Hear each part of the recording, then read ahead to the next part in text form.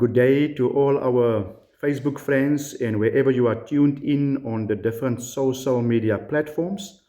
Welcome to part two of our series of devotions entitled Confidence in the Face of Chaos. You will remember in part one, we consider Psalm 27, verse 1, the first part there, the Lord is my light, and we discover that the Lord indeed is our light and He brings hope in dark times. He brings clarity, He brings perspective. And so today we will consider the second part of Psalm 27, verse 1, the Lord is my salvation. Whom shall I be afraid? And so may the Lord bless you as you share with us in this word today. Shall we pray? Father, thank you once again for inviting us to come and learn from you. As we open your word, please open our hearts.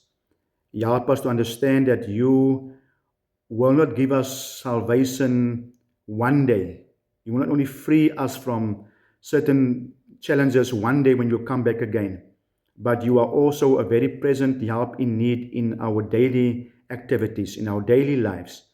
And so I pray, Lord, that you will bless this word to our hearts and that we can find strength and encouragement through your message today.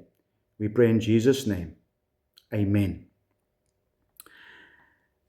Dear friends, so I would like to immediately give you the main idea of this message. If you know me by now, I have always a main idea of my devotions, of my sermons, just to sum up what I want to say in the sermon. And here's the main idea, friends. Very simple, friends. And that is when chaos, when fear and uncertainty surround us, and it will, friends, God is not only the one that will save us one day, but He is a very present help in need in our immediate trouble.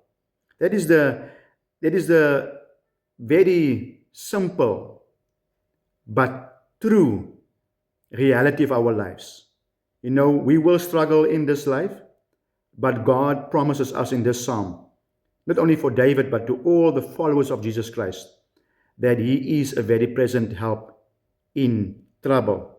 And so when David says, the Lord is my salvation, he is not just talking about salvation after death, dear friends. He is talking about a God who carries, who protects, and of course delivers him in the midst of life storms. The Hebrew word for salvation also translated as the word Yeshua, Yeshua. You know that name. Almost close to Yahweh. Jesus Christ, of course, is the one who come and save us. It means, of course, deliverance, a way out, or to be saved from danger. And so, beloved friends, this shows us that God does not stand far away and just watch us. No, He intervenes in our situation. He saves, He restores, and carries us. And so David does not say the Lord provides my salvation. He says the Lord is my salvation. In other words, God's very presence brings safety and hope. You see, friends, chaos brings fear. Fear of finance, fear of our health, our families, our children. But when God is our salvation, fear does not have to control our lives.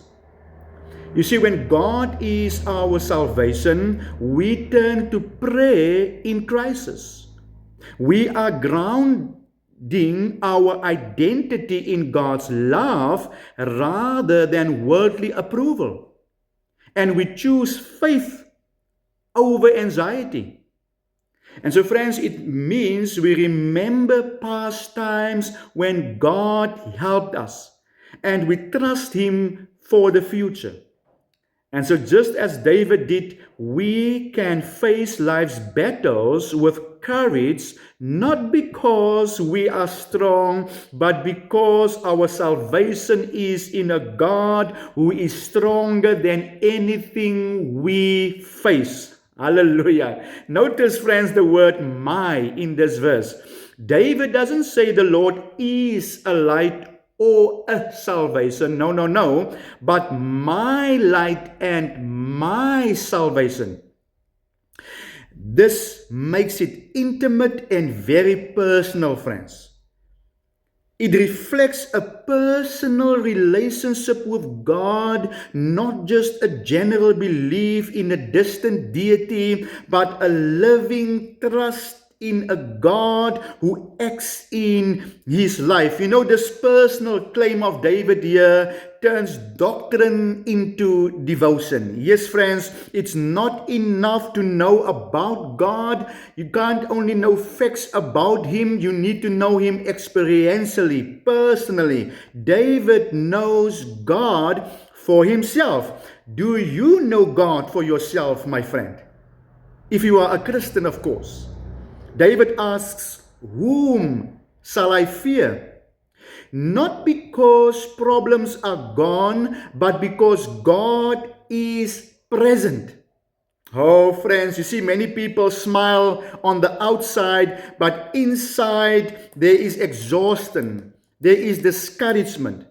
But God saves people emotionally and spiritually. He brings new hope, He brings new strength, and of course, He brings peace in the midst of our chaos. And so when everything feels chaotic, my friends, God still remains our solid rock. Amen. You see, man's greatest need is not only external problems, my friend. Our greatest need is sin. Sin binds people to guilt, shame, and brokenness. But God's salvation goes deeper, my friends. He changes the heart of men. And so this is why we need the man Jesus Christ, who is our perfect salvation. I told you earlier, the name Jesus means salvation. The Lord saves. Jesus came to bring salvation. The angel says to Mary, He will be Emmanuel, God with us, but also He will bring salvation. From what? From sin, from death, from spiritual death, and of course from eternal loss. And so on the cross, dear friends, Christ bore our punishment. Through His resurrection, He conquered death. And today, in the face of chaos, we can still trust the God of our salvation. Chaos and circumstances are constantly changing, friends. The world is constantly changing. But God is the same yesterday, today, and forevermore. He is our light in darkness, our salvation in need, our hope in uncertainty.